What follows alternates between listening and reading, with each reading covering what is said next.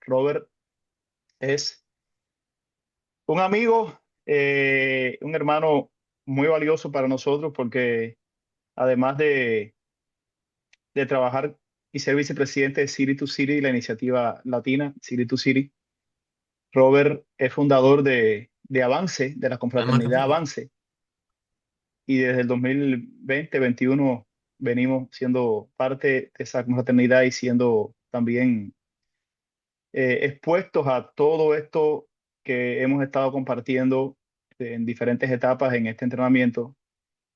Y bueno, Robert ha sido pastor aquí en Estados Unidos, en Chicago, en Nueva York, República Dominicana, Miami, y ahora está otra vez en Nueva York. Así que Robert, para nosotros es un tremendo placer que tú estés compartiendo con este grupo. Te voy a dar la palabra y todo lo que quieras añadir en tu presentación. Adelante. Pues buenas noches a todos, a los que no conozco aún. Un placer conocerles, a los que ya conozco, pues qué lindo verles de nuevo. Y gracias por la invitación a Jonathan y Iván para compartir este espacio. Entiendo que todos ustedes están eh, lideran iglesias y algunos plantando iglesias, considerando plantar iglesias, ¿verdad? Ese es más o menos ok. Bien, para saber cómo enfocar la dinámica de hoy, vamos a hablar, el tema de hoy es misión integral. Creo que tengo entendido que vieron un podcast que hicimos que habla sobre el tema. Pero lo he llamado más bien pensando en el tema de plantación de iglesias, en la importancia en ciudades, porque como están en ciudades, o sea, este módulo asume que el contexto ministerial en el que estamos son ciudades y ciudades no pequeñas, ¿no? Cuando estamos hablando de Houston o ciudades de Texas, ninguna ciudad de Texas yo creo que es pequeña. Estamos hablando de el trabajo ministerial es bastante complejo. Saben que la unidad, estaba meditando en esto de que estamos llamados a trabajar unidos. El Evangelio nos empodera para esa unidad, pero la ciudad la hace compleja y rica. Eh, las ciudades tienen sus particularidades que llevan a uno tener que reflexionar en términos misional de una manera muy estratégica para poder, en vez de ser simplemente iglesias que sobrevivimos en un contexto, somos iglesias que florecemos y hacemos cambio en ese contexto. Bueno, he llamado esto ministerio integral o integrado. Cuando nosotros pensamos en por qué le llamamos así, bueno, Tim Keller, que fue mentor nuestro, y fundador de nuestra organización, dijo que hay 4 frentes ministeriales que cuando uno planta una iglesia o está guiando una iglesia en el contexto de ciudad, uno tiene que ser estratégico y pensar en ellos estratégicamente por la diversidad demográfica y diversidad de cosmovisiones que hay en una ciudad, ¿verdad? La generación de hoy no piensa igual que la generación de tiempos de nosotros, vamos a decir así, porque como incluir, porque soy de lo viejo. Los cambios generacionales, están las diversas culturas, diáspora, la red de diáspora reconoce el valor de la diversidad de culturas. Eso quiere decir que hay muchas cosmovisiones que se conjugan en una ciudad. No estamos haciendo el trabajo ministerial en Jerusalén, estamos en Babilonia, ¿verdad? En Jerusalén, cuando tú citas la Biblia, todo el mundo lo entiende. Cuando tú dices la Biblia dice, la gente acepta la Biblia como autoridad.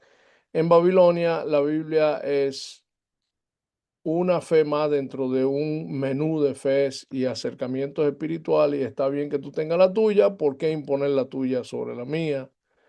Eh, hay que saber persuadir y hay que saber persuadir en nuestro discurso, en nuestra misión y con nuestras vidas, obviamente, en la manera en que vivimos como comunidad de fe. Entonces hay 4 frentes ministeriales de los que yo quiero hablar y nos vamos a enfocar en uno de ellos, pero quiero primero presentar estos 4 frentes ministeriales. Pero antes, vamos a orar.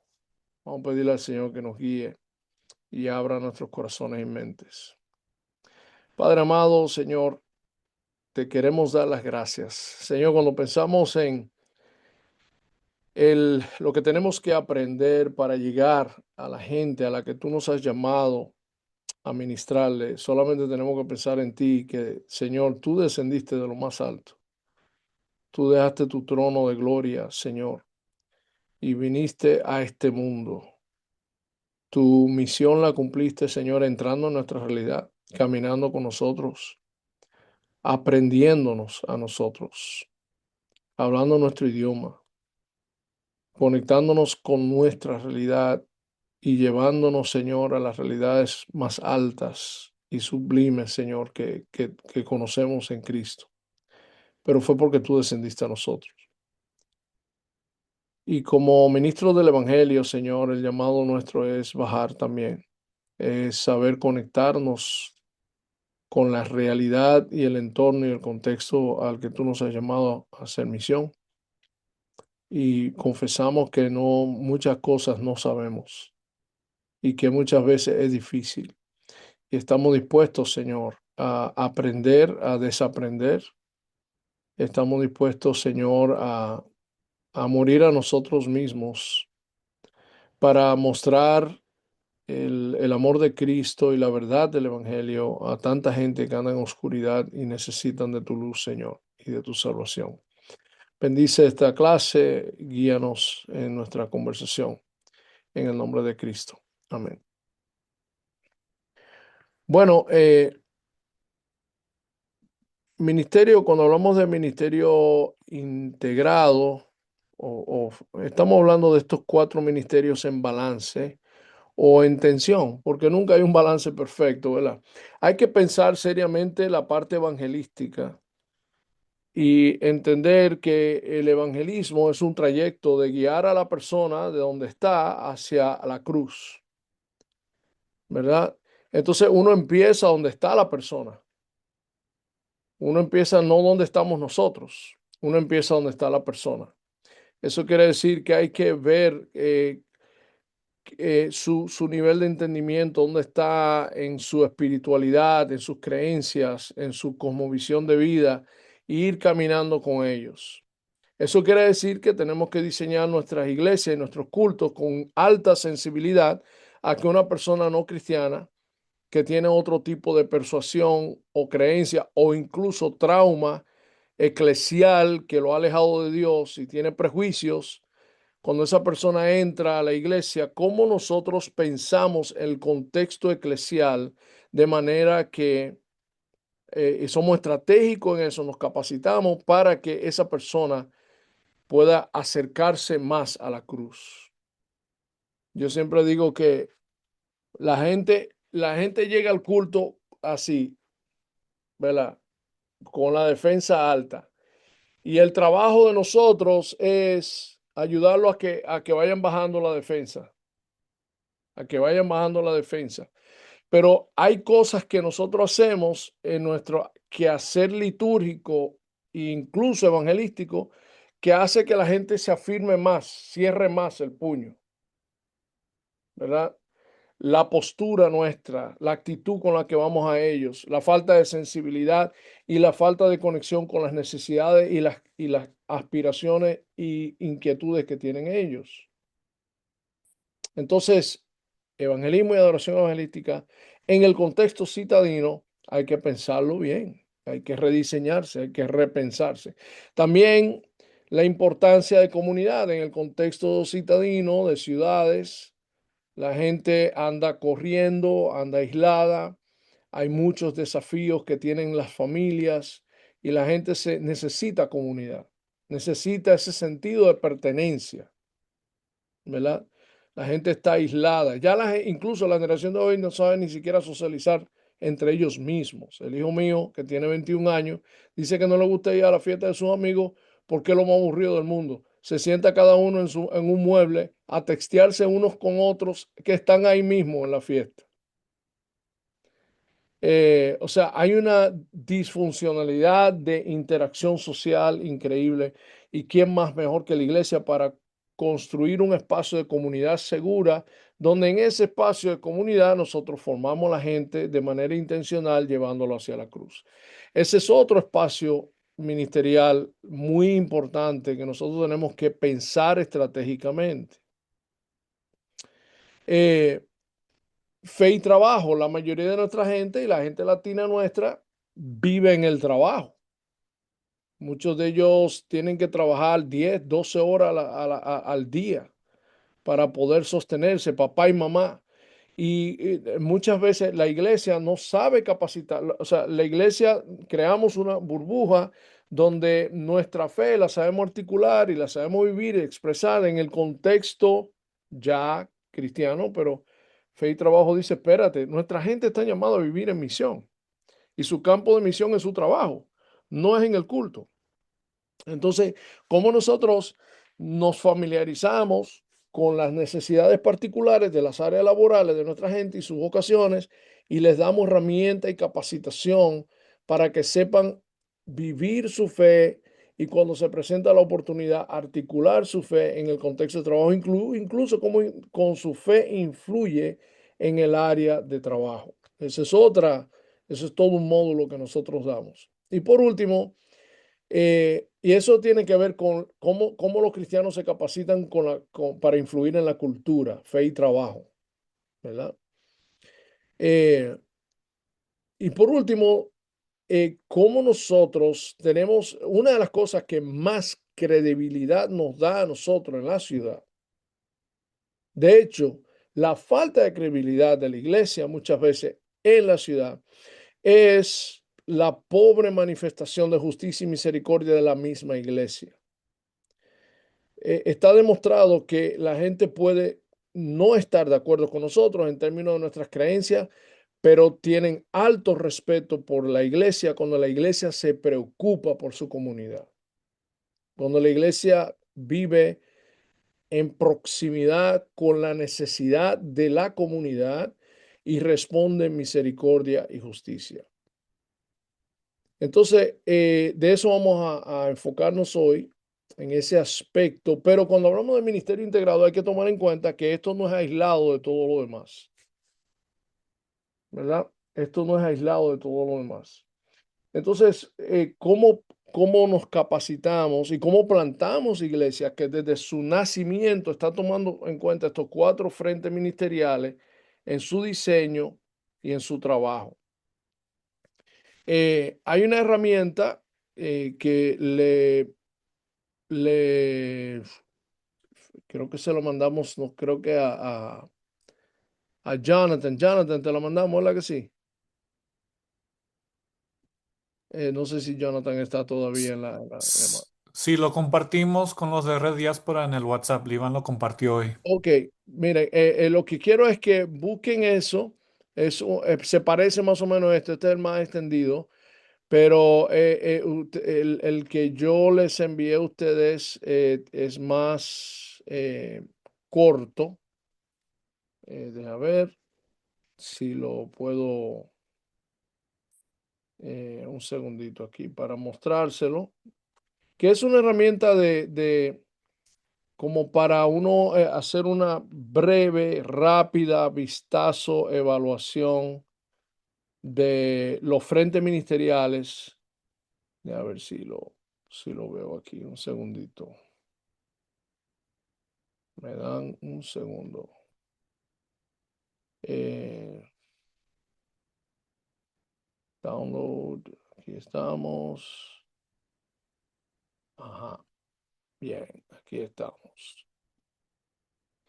Es, eh, es esta herramienta. Dame stop share. Yo quiero que la busquen y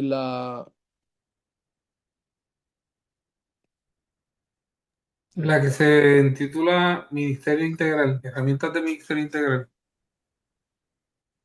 Esa, la ven en la pantalla. Herramienta de integral de balance ministerial. ¿La Sí, están Sí, viendo? sí. Esa misma. Eh, Vamos a hacer un ejercicio ahora. Vamos a hacer una pausa para evaluar. Tú te categorizas del 1 al 5, contestando lo mejor que tú puedas, lo primero que te venga a la mente a estas preguntas. Luego tú las sumas y la divides el total entre 5 y eso te da un puntaje. Y luego entonces tú pones el resultado en esta línea. ¿Ok? Y luego vamos a discutir un poquito de eso. Pero antes que nada, quiero, ¿qué preguntas que me han escuchado hasta ahora, hablando de estos 4 frentes ministeriales? No sé si tienen alguna pregunta o inquietud al respecto. ¿Qué preguntas les surgen?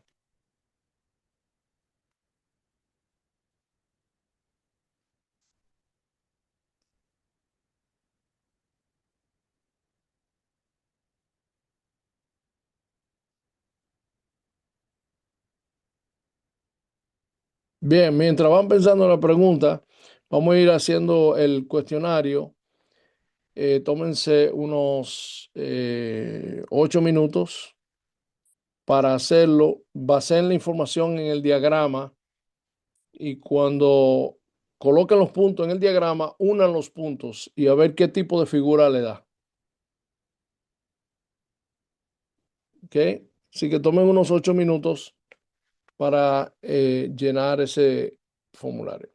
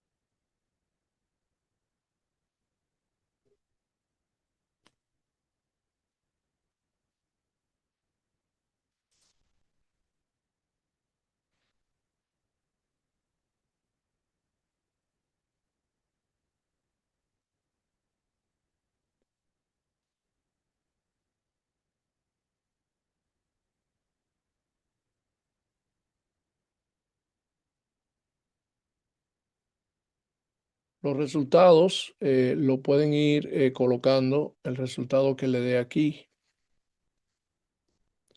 lo pueden ir colocando en el diagrama y luego conectan los puntos.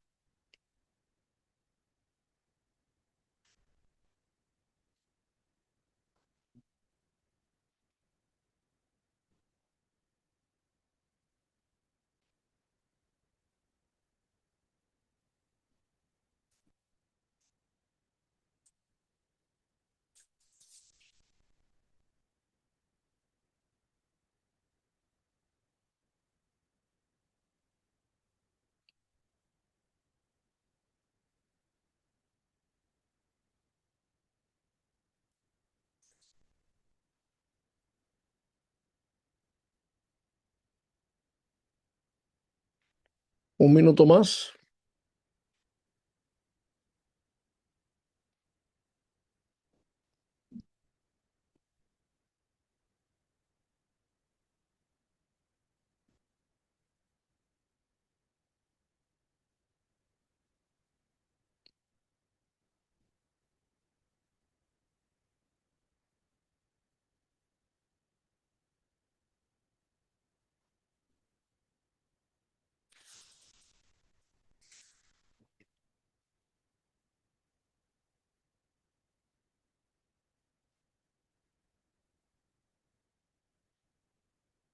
La manera de trasladar los resultados, ¿cuál es? La manera correcta. Sí, cuando el número que te dé en aquí, ¿verdad? Por ejemplo, misericordia y justicia, si el promedio te dio un 3, entonces en el diagrama, en Ya. misericordia y justicia, tú pones un punto en el 3. Tú marcas el 3. Sí, Sí, pero ¿cómo se promedia? ¿Se suman los puntos, se divide entre 5? correctamente. Usted Ok. pone el total aquí Ujú. y lo divide entre Perfecto. 5. Ok, Ya, gracias. ya.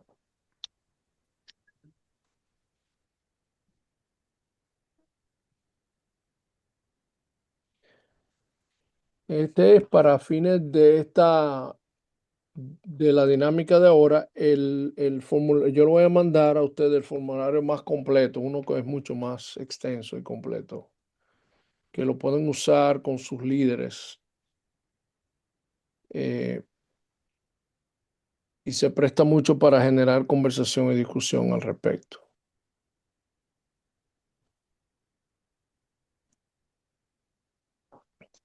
¿Y qué pasa si todos dan el mismo número? No, no importa, es una autoevaluación.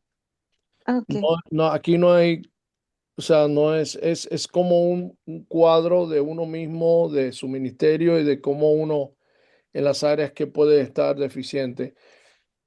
Eh, Generalmente no todos dan el mismo número. Tal vez por ser una versión corta, si estuviera la versión más larga, estoy casi seguro de que no le da el mismo número. Todos. Pero por lo menos en las preguntas que se están estableciendo, le puede dar una idea. Estoy abriendo como el apetito con respecto a eso. Muy bien. Dígame, ¿qué descubren? ¿Qué ven? Quisiera que Que abran estoy fallando en el trabajo. en fe y trabajo. Estoy en Esa es la trabajo, sí. más. ¿Quién más se identifica con Luis en esa de que fe y trabajo es el área más débil? También José. Cindy, levantaste la mano. También Cindy. Ok. ¿Cuál fue la más fuerte tuya, Luis? Misericordia y justicia. Ok. Ok. Entonces, fe y trabajo fue la más débil o por desarrollar y misericordia y justicia la más fuerte. Y, Incorrecto. y tú, Cindy, ¿cuál fue la más fuerte tuya? Comunidad discipular. Comunidad discipular. Ujú. ¿Nos puedes decir un poquito sobre eso? Sobre el promedio. No, sobre por qué, qué en tu Ujú. experiencia ministerial está ayudando a que esa área esté fortalecida. Tenemos cohortes como este y trabajamos con otros cristianos, con líderes de iglesias y líderes cristianos y por eso pues el evangelismo y adoración también estaba un poco más bajo porque trabajamos con cristianos Ya, y la mayoría de nuestros programas son enfocados en el discipulado y el mensaje, la misión y la visión de la iglesia global. ya, ya. Gracias, Cindy. Y Michael, ¿qué descubres tú? ¿Qué ves? Estás muteado. Ya, ahí lo quité. Yo soy miembro de una iglesia y todo este programa es una bomba. Todo esto choca contra todos los programas de la iglesia que pertenezco, porque todos me dan uno y dos, uno y dos, uno y dos. Ya, Y personalmente yo me veo enfrascado en algunos, pero no en todos. El más fuerte que tengo es comunidad discipular y el más débil que tengo es evangelismo y adoración. De la manera que se hace en mi iglesia está, por lo menos para la comunidad latina, ujú, es muy, muy, muy pobre, casi nada. ya, ya. Ok. Bien. Lo que quiero que hagamos ahora, nos vamos a dividir en grupos y déjame share screen aquí. Esto me está haciendo algo que antes yo no había visto. No, estoy tratando de entender por qué me está haciendo esto. Bueno, ¿ustedes ven la diapositiva ahí o ven algo más? La Diapositiva. La Ok. diapositiva. Entonces, vamos a hacer esto, dibujo, o sea, tu dibujo puede que muestre algo similar a esta gráfica que está aquí, ¿verdad? Que te muestra más o menos, porque estamos hablando del ministerio integrado o balanceado, donde si queremos ser misionales en el contexto citadino, tenemos que ser intencionales en cómo pensamos cada uno de estos frentes ministeriales. Vamos a llamarle así, frentes ministeriales, que debemos ir pensando, porque el déficit de eso crea, de cualquiera de ellos, el déficit de cualquiera de ellos crea una limitante en nuestra labor misional en la ciudad. Si no discipulamos bien a la gente, o sea, nuestra gente van a ser discipulada por alguien y están siendo discipulada por alguien. En los medios de comunicaciones no se toman descanso. Si no lo estamos equipando para influir en su área de trabajo, no estamos equipando a nuestra gente a influir con la fe en el lugar donde mayor pasa tiempo su vida, ¿verdad? Y donde más relaciones tiene. Si no estamos capacitándonos en el área de misericordia y justicia, no tenemos mucha credibilidad en la ciudad, en el contexto citadino. Y si nuestro evangelismo y adoración no es contextual y no toma en cuenta las preocupaciones, los temores y las aspiraciones que tiene la gente a la que queremos alcanzar, pues nuestra iglesia no va a estar alcanzando, no va a estar creando puentes con la gente para llevarlo a la fe, llevarlo a la cruz, que es nuestro llamado. ¿Verdad? O sea, si usted me habla un buen mensaje del Evangelio, pero me lo dice en mandarín, yo no lo voy a entender. Y puede usted estar lleno del Espíritu Santo y decírmelo ungido como usted quiera, y yo no voy a entender lo que usted me está diciendo.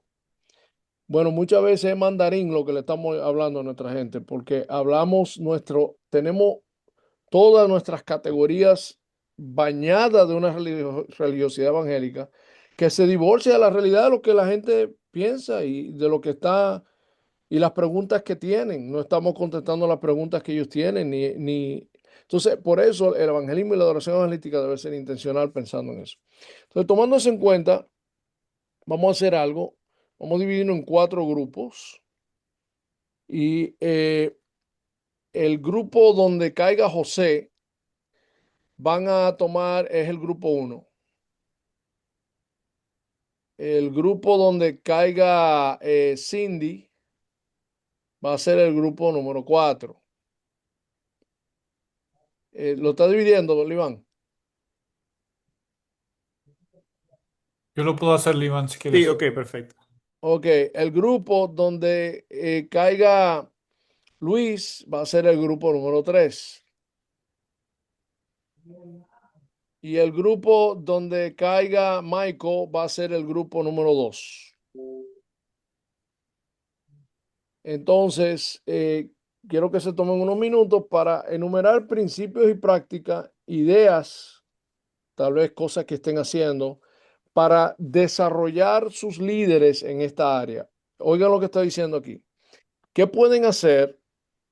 ¿Alguna idea o dos o práctica que puedan hacer para ayudar a los líderes de su iglesia a desarrollarse en esta área que ustedes están, que le toca discutir como grupo? ¿Ok?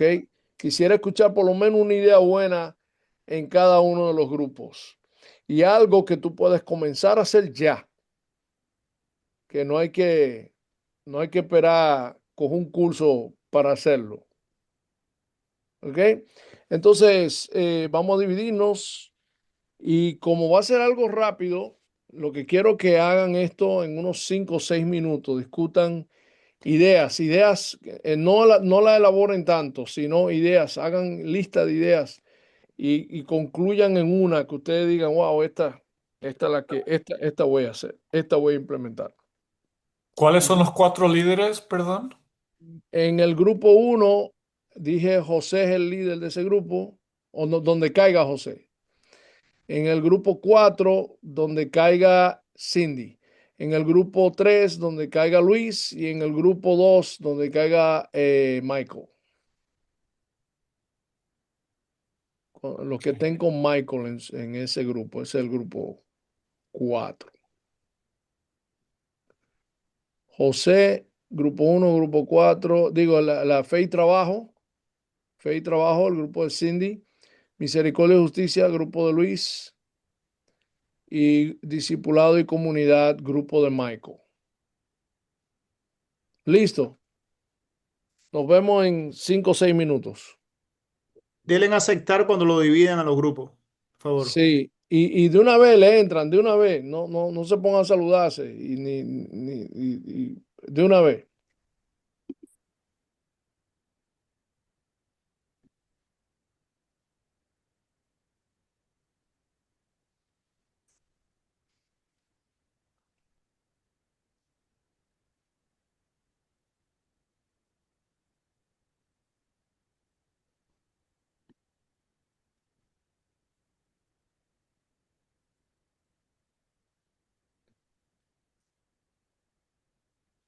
Nuestra hermana Diana se quedó fuera.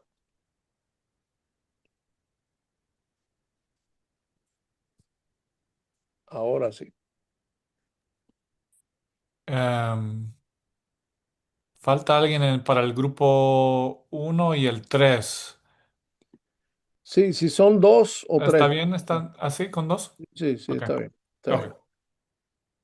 Está bien. Oye, Jonathan, Juan Carlos me escribió que se iba a conectar tarde, pero no sé si ha intentado conectarse. Juan Carlos no lo he visto Ya, todavía. ¿Quién se conectó hace poco? Joan Velázquez. em, sí, es el único. ok. La hermana que le enviaste el link no se conectó. La de avance. Aquí- Sí, una que me reenviaste el correo. Así que Ángela Arevalo, parece que no. Ángela y John, ¿los conoces, Robert? Sí, sí, claro. Em, sí, no, no sé. Ellos han tomado este entrenamiento. Ah, ok. Sí, dijeron que se iban a conectar, pero no los veo. Ya. Robert, entonces estuvieron con Rusty, allá en North Carolina. Eh, con David. o con Devin. Con Rusty, sí, bueno, no lo vimos a él. Él no estuvo, él nos mandó a su hijo. Fue el que guió el tour. Ya. Y sí conocimos su ministerio, claro, impresionante, pero una de las cosas más impresionantes era algo que el hijo ni siquiera nos iba a enseñar. ¿Qué cosa? El departamento de investigación que ellos tienen. Wow. Eso es yo nunca he visto eso, o sea, nunca había visto un ministerio que desarrolla su trabajo en base a una investigación profunda y han desarrollado tanto ese departamento, es integral a todo lo que hacen, que eso le ha abierto a ellos increíbles puertas con la ciudad, porque ellos se han vuelto un recurso para la ciudad. Cuando la ciudad quiere información sobre data de la ciudad, va donde ellos. Pero cuando ellos hacen proyectos, están avalados por una investigación extraordinaria que hacen.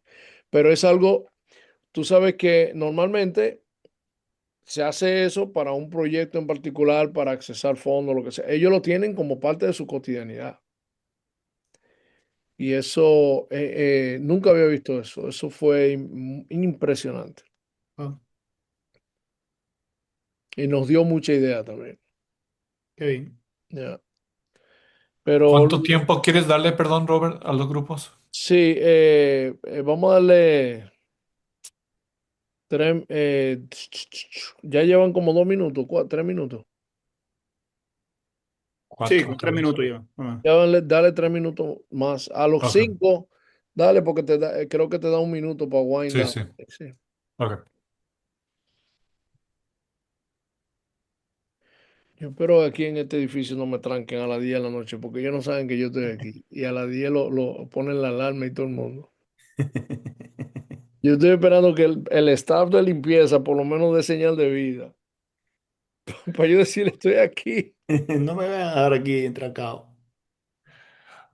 Robert, ¿vas a estar en Nueva York en julio? ¿A principios de julio?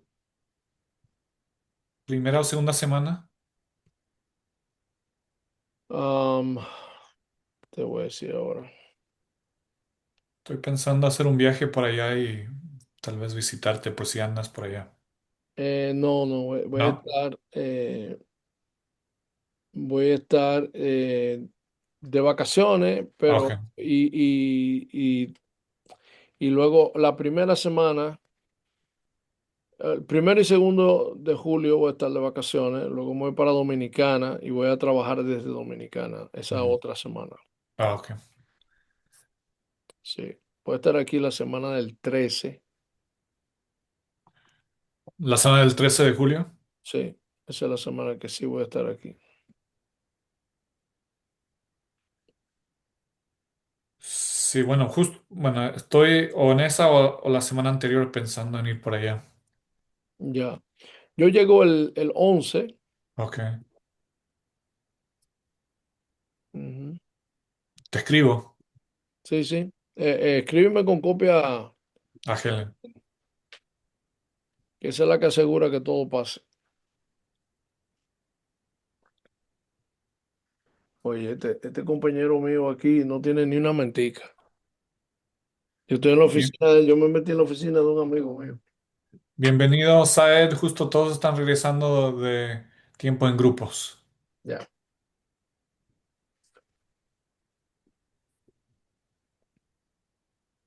Que les queda 20 segundos.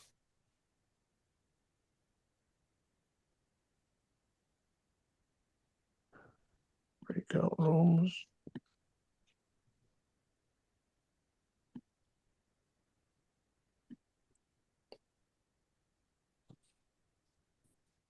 Muy bien.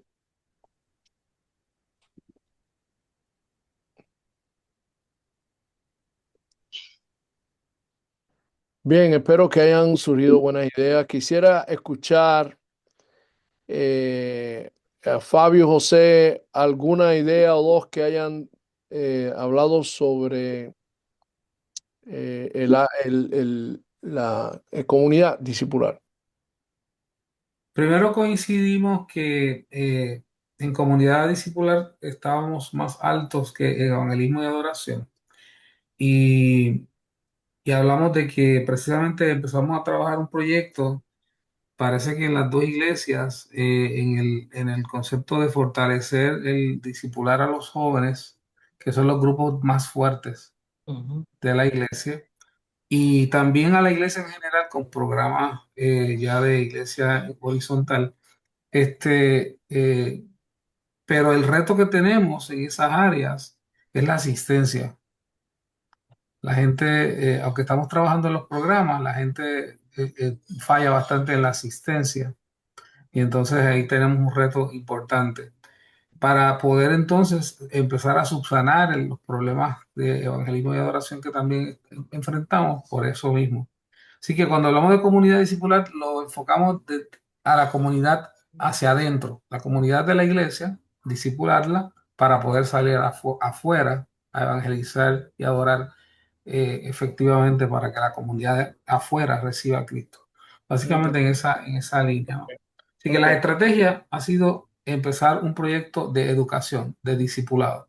ya. Bien, sugerencias. No le llamen a la educación discipulado porque el discipulado es un estilo de vida, no es un programa. Sí, Por eso no le vienen.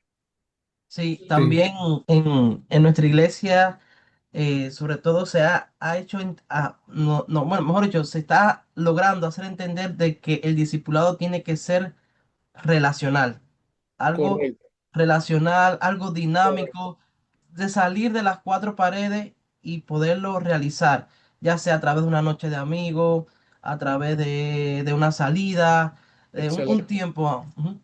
Y eso crea experiencias juntos que viven y eso crea comunidad. Eh, En ese concepto de lo que dice José, trabajamos también el proyecto con los jóvenes, por ejemplo, después del servicio del domingo, la familia va y cena junta, por lo regular almorzamos juntos y salimos de ahí al parque, vamos a jugar voleibol de arena e invitamos entonces a los jóvenes que están en el parque para que puedan unirse a nosotros e integrarlo. Y excelente, ese tipo excelente. de relación. Ya, ya. Bien, gracias, hermanos. El grupo de Michael, ustedes tenían, no recuerdo cuál. Discipulado y comunidad. Dale. Ah, discipulado y comunidad. El de ustedes era evangelismo, José. Sí, sí. Ah, ya, ya. Disculpen. Michael, ¿qué discutieron? Bueno, llegamos a un común acuerdo de que la manera de mejor hacer discipulado era eso que acaban de hablar, relacionarnos, conocernos. Mucha gente a veces llega con ganas de servir, pero eh, necesita un entrenamiento y lo primero que queremos es entrenarlo, pero no es así. Lo primero necesitamos es conocerlo. Eh, y mientras más nos conocemos, más nos comprometemos unos con otros. Y entonces Rosy y Mari tenían ideas buenísimas, cómo ha crecido, cómo han desarrollado líderes, se han expandido. Dice Mari que tenía, eh, Mary, ¿puedes hablar? ¿Puedes decirlo? ¿Cómo era un jardín y después crecieron? ¿Cómo fue eso? Mary, Mari, María está muteada. bueno, está Sí, tremendo. no me di cuenta de que tenía el micrófono apagado, perdón. Sí, lo que hicimos con el grupo de mujeres, que era un grupo grande que se reunía en la iglesia, pues lo convertimos de Mujeres Floreciendo a Jardines. Entonces, los jardines ya se reúnen por área geográfica y se reúnen en las casas. Y los jardines son pequeños, son grupos más orgánicos, más donde aprendemos y compartimos todo lo que nos está sucediendo, podemos invitar a otras personas. Pero una vez el jardín llega a 8 personas, hay que abrir otro jardín. No queremos grupos gigantes ni grupos grandes, son grupos más de aprender y unirse e intimar. Claro, el grupo grande, como quieras, continúa en la iglesia y tiene eventos juntas, pero queríamos algo más íntimo, más profundo y donde se pudieran escuchar todas las voces y todas las preguntas. Ah, qué lindo, qué bien. Linda idea esa. Bien, no nos da tiempo para procesarlo todo, pero la idea, para resumir esta parte, es entender el ministerio integrado como viendo estos 4 frentes ministeriales desarrollados de manera misional y con mucha intencionalidad. Claro, uno está más fuerte en uno que en otro y uno dice, bueno, vamos a trabajar en esta temporada de nuestra formación como iglesia. Lo bueno de plantar una iglesia es que tú puedes comenzar desde su inicio con mucha intencionalidad en cada una de esas áreas, pensándolo integradamente, ¿verdad?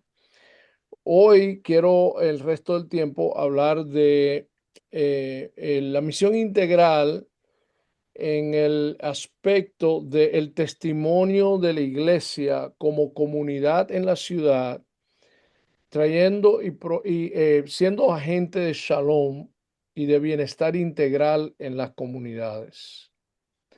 El término misión integral es un término que cobró su propia identidad como tal con nuestros mentores latinoamericanos, René Padilla, Samuel Escobar, Pedro Arana, etcétera. Y tomó bastante auge después del Pacto de Lausana, en Lausana en 1974, especialmente por la charla que dio Samuel Escobar sobre responsabilidad social de la iglesia, que retumbó el lugar, y una exposición que hizo el doctor René Padilla titulada Misión Integral. Eso fue impresionante, pero algo interesante, una data interesante para nosotros, porque este es el aspecto que más alergia le causa a la Iglesia Evangélica Occidental. Alergia le causa. Y tiene sus razones de por qué le causa alergia, porque es el aspecto de la misión que más nos compromete.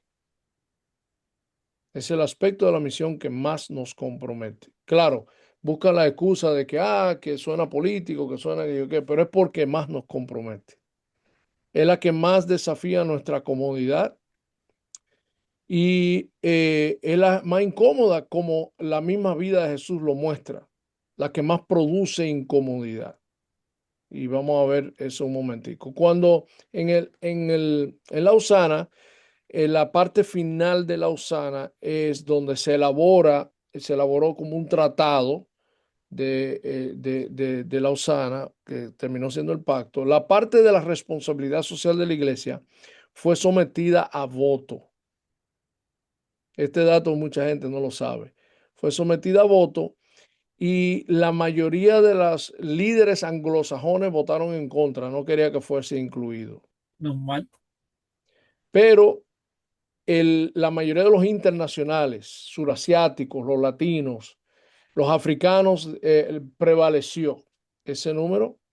Y por eso es que en el Pacto de Lausana hay una fuerte declaración sobre la responsabilidad social de la iglesia y una confesión de arrepentimiento de haber divorciado la evangelización de la responsabilidad social. Pero eso no lo resuelve un documento. Es importante que se haya hecho. Pero de ahí viene misión integral, el concepto Holistic Mission, Integral Mission, etcétera, etcétera, y se ha debatido. Y se convirtió en su momento en algo como medio técnico, pero hoy vamos a ver el espíritu de eso. Bien, entonces, déjame compartir mi pantalla aquí, cerrar esto. Vamos a hablar de misericordia y justicia. Vamos a ver si arreglo esta. Esto se me está descuadrando. Ok, ahora sí lo ven ahí, ¿verdad? Vamos a comenzar con el corazón de Dios por la justicia. Porque todo comienza con nuestro Dios y su propio corazón y lo que Él desea. Voy a pedir a nuestro hermano Luis, por favor. Estos son 2 versículos que captura esto está en todos lugares, Salmos. Cogimos estos 2 porque lo expresan de una manera tan clara. Luis, ¿lo puede leer, por favor? Sí, claro. Salmo 11:7. Justo es el Señor y ama la justicia. La justicia y el derecho son los fundamentos de tu trono. Mm. Hermana Mari, ¿lo puede leer, por favor, de nuevo? Salmo 11:7, 89:14. Justo es el Señor y ama la justicia. La justicia y el derecho son el fundamento de tu trono.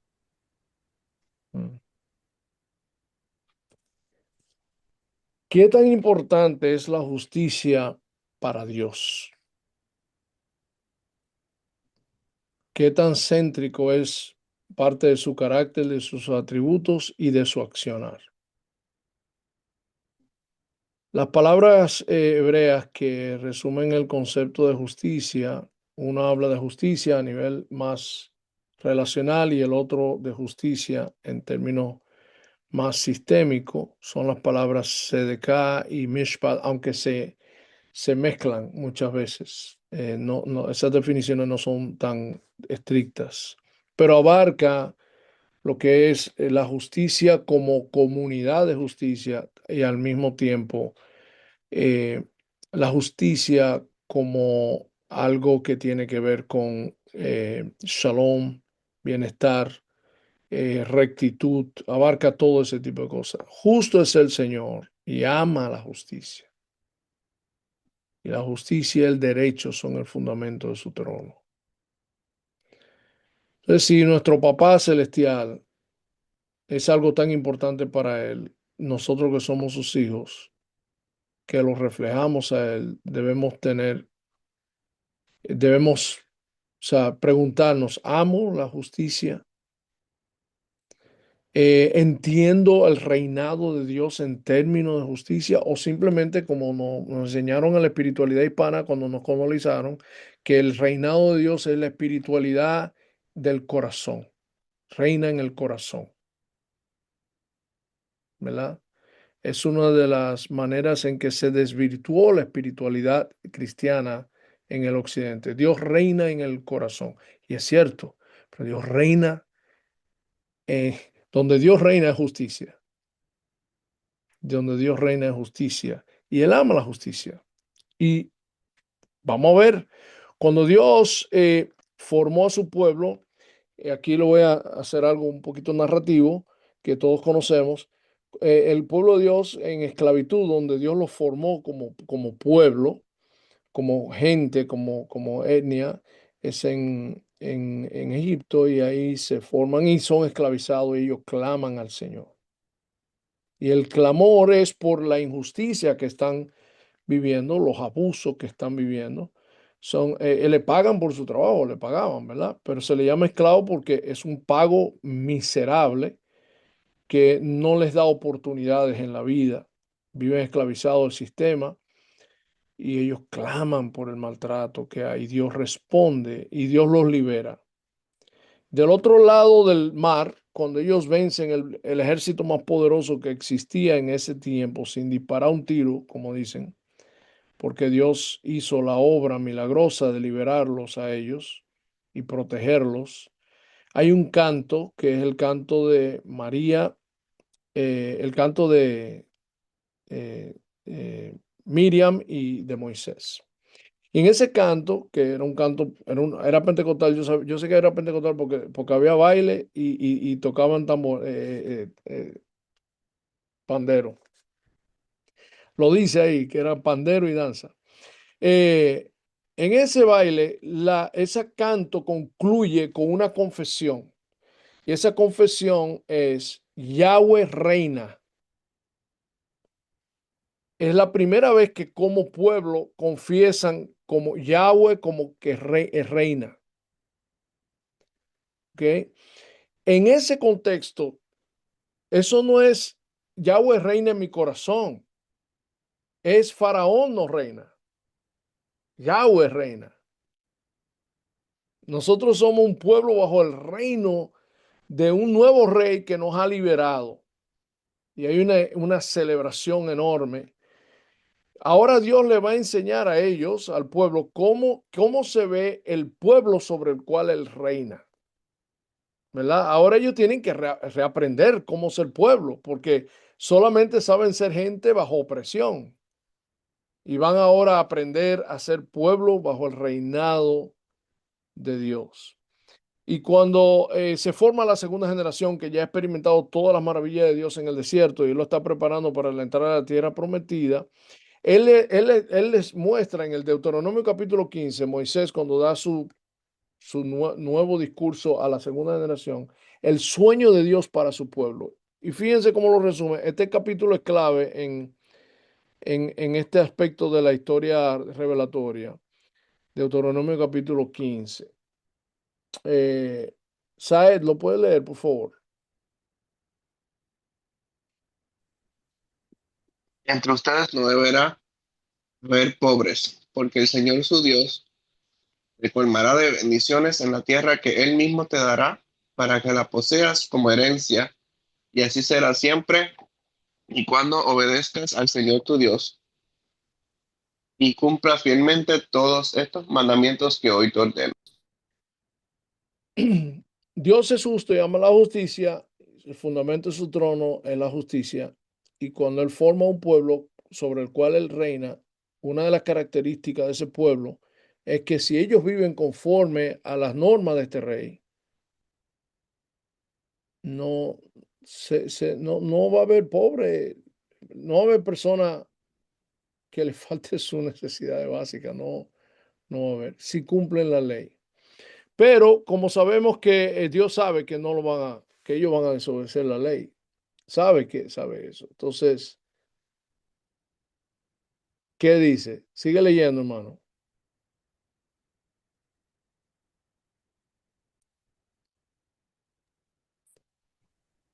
Gente Gente pobre en pobre. esta tierra Ajá. siempre la habrá.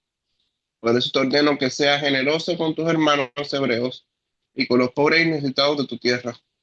Bien, entonces, por el hecho de que se sabe, Dios sabe que ellos van a, esto de obedecer la ley de Dios, van a fallar muchísimo y fallaron muchísimo. Va a haber gente pobre y Él les manda a ellos a ser generosos. Y es interesante que la generosidad es un acto de justicia, no de misericordia.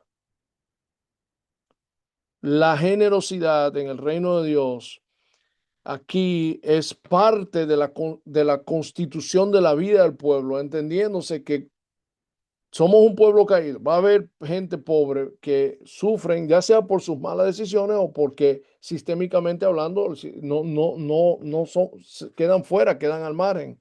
Y Dios quiere que su pueblo siempre practique la generosidad como señal de que Él reina, ¿verdad? De hecho, en Deuteronomio capítulo 4 dice que esas leyes justas y la manera en que ellos viven como pueblo al reino de Dios es lo que hace que las naciones que rodean digan, ¿y qué Dios es como este de las naciones? No hay un Dios como este tan cercano a su pueblo que tenga leyes tan justas. Y ese era como ellos eran sal. Pero sabemos, hermanos, que ellos rechazaron a Dios como rey, quisieron los reinos como los reinos de este mundo, ¿verdad? Quisieron tener su jerarquía, y rechazaron a Dios como rey, y Dios le dio rey, y tuvimos lo que es la monarquía en el pueblo de Israel, y Él les dijo lo que va a suceder, y tal y como se lo dijo en el libro de Samuel, así sucedió. Los reyes, la estructura del pueblo de Dios se formó tal, donde imperaban dos cosas que son las dos caras de la misma moneda, que son la idolatría y la injusticia. Pero Israel se la buscó, yo no sé cómo, pero Israel se la buscó de generar una espiritualidad donde ellos pudieran sentirse bien espiritualmente, aunque vivieran injustamente, aunque aunque hubiera opresión contra el inmigrante, aunque hubiera menosprecio hacia la clase marginada, aunque hubiera acumulación de riqueza y división de clases sociales por la acumulación de unos a expensas de los otros. Sin embargo, ellos lograron una espiritualidad donde ellos se sentían que estaban cumpliendo con Dios, divorciado de la justicia. Y ahí vienen los profetas, porque los profetas no te la dejan pasar. Los profetas son unos tigres que son un problema, como decimos los dominicanos. Llegó el profeta y se acabó la fiesta, porque nos abre los ojos.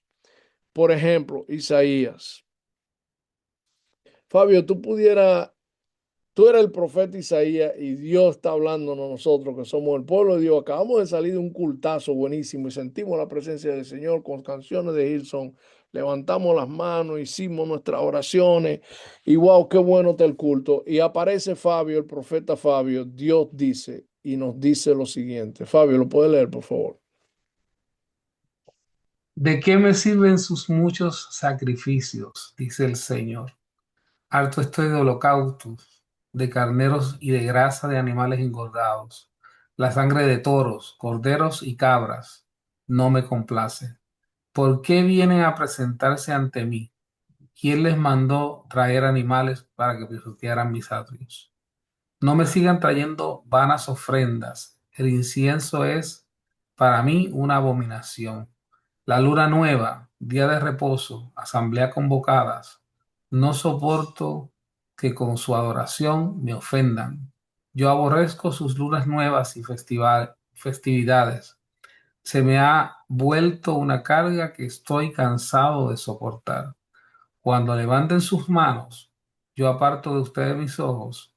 Aunque multipliquen sus oraciones, no las escucharé, pues tienen las manos llenas de sangre. Lávense, límpiense, aparten de mi vista sus obras malvadas. Dejen de hacer el mal, aprendan a hacer el bien. Busquen la justicia y reprendan al opresor. Aboguen por el huérfano y defiendan a la viuda. Vengan, pongámonos las cosas en claro, dice el Señor. Son sus pecados como escarlatas, quedarán blancos como la nieve. Son rojos como la púrpura, quedarán como la lana. Mm. El culto está bueno ahí abajo, pero cuando le pasan el micrófono al Señor, él dice, no soporto lo que estamos ofreciendo. No soporto sus oraciones, ciérrenme ese asunto.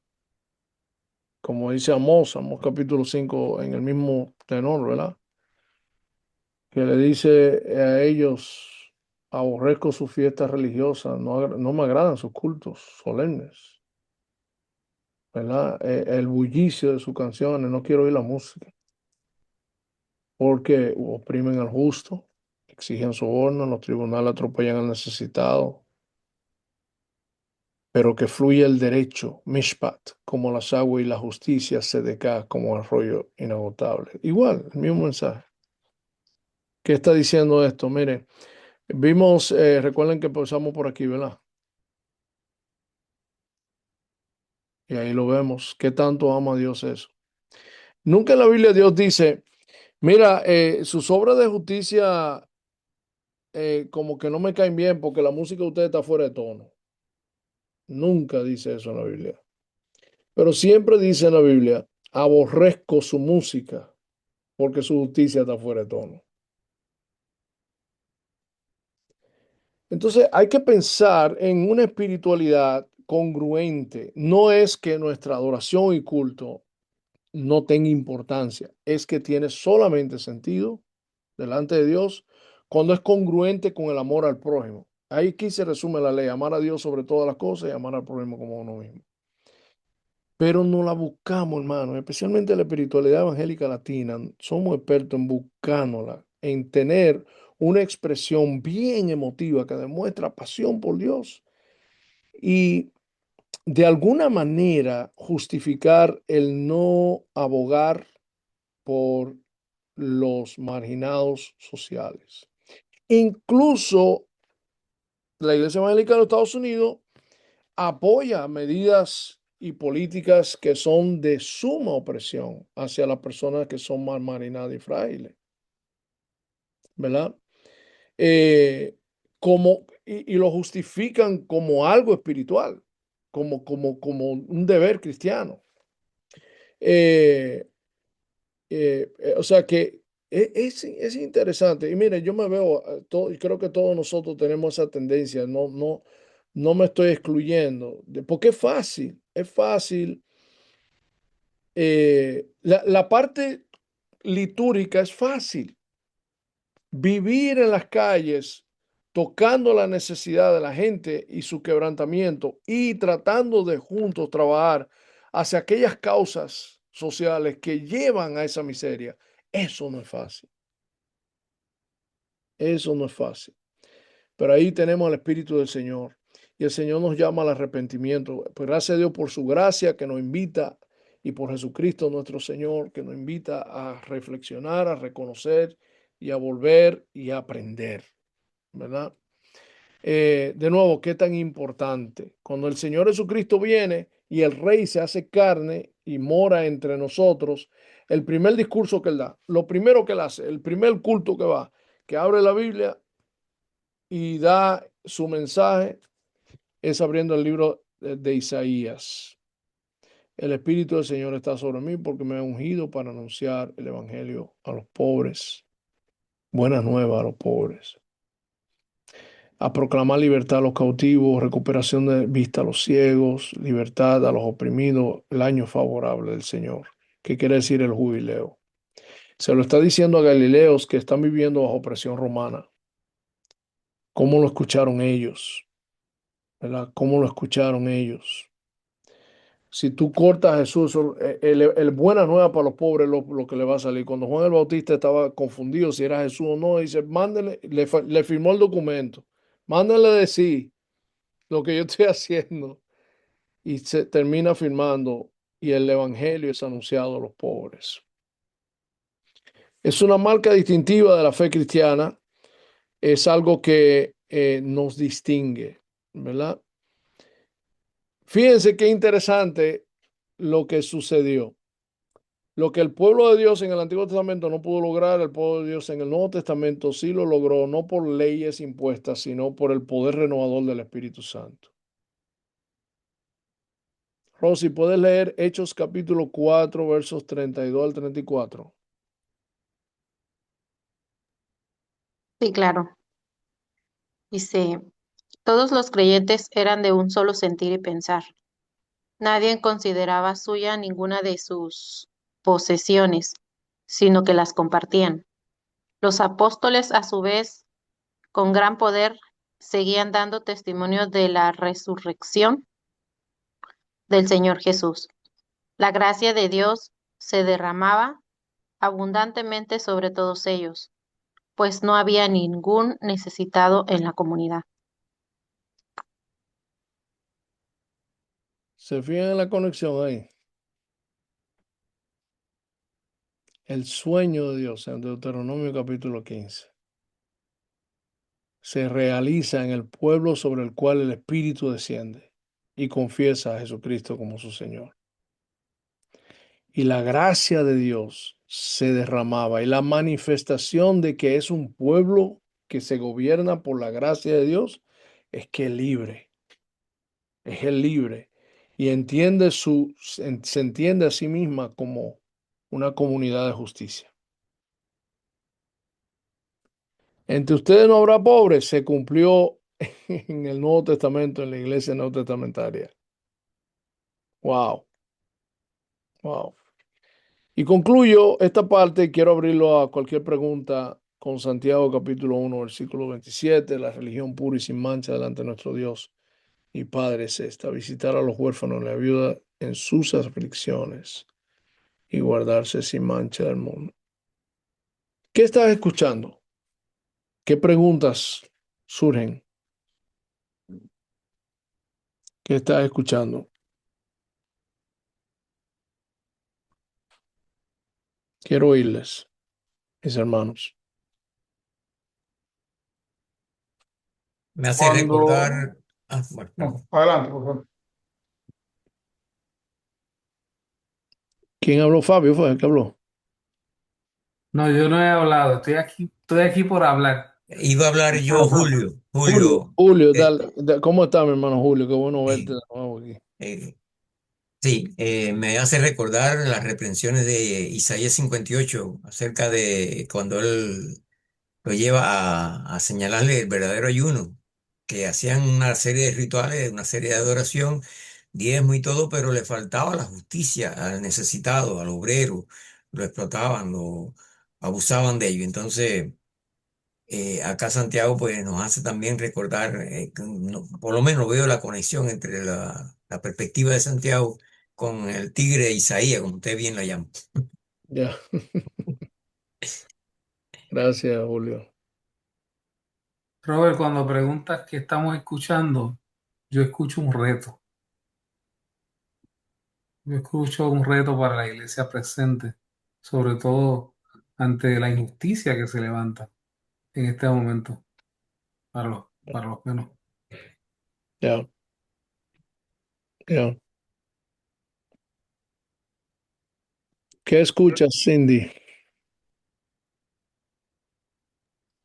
Que a Dios le importa la justicia porque Dios es justo, Mm, porque la justicia, el concepto de la justicia proviene de Dios, su carácter.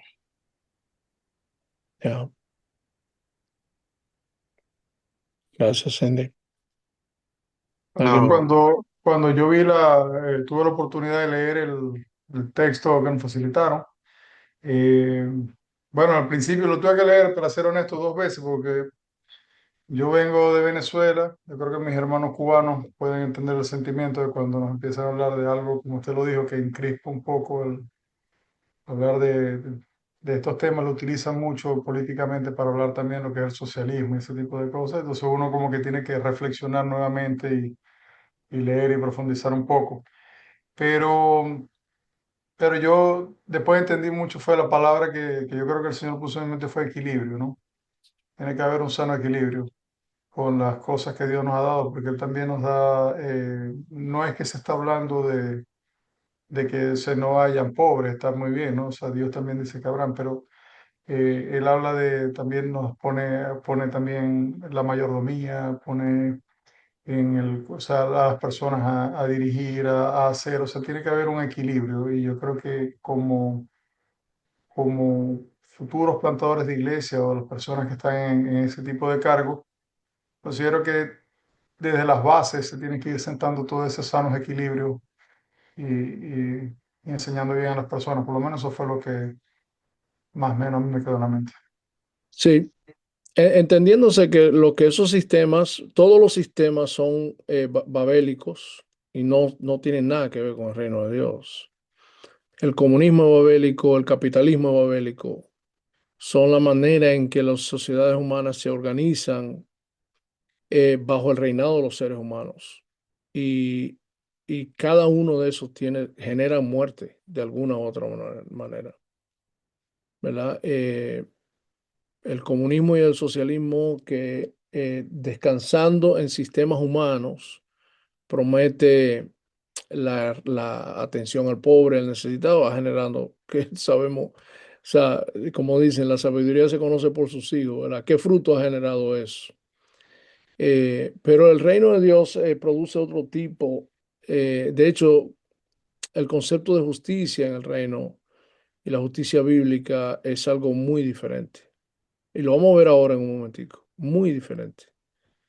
Eh, no hay que tenerle, mira, yo le animo a ustedes que especialmente los hermanos que han vivido la dureza y el trauma de un sistema que en nombre de los pobres ha generado las opresiones peores que se han conocido, que, que no hay, no, cuando se habla de justicia bíblica no estamos hablando de eso, no es de eso que se está hablando.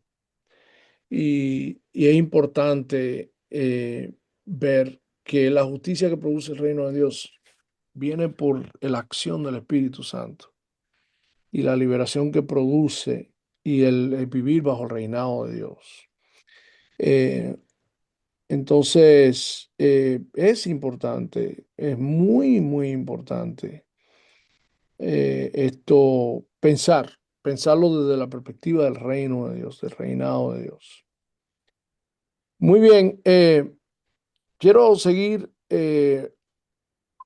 porque lo que vamos a ver ahora concretamente hablando y tiene mucho que ver que ver con lo que el hermano Luis apropiadamente apunta.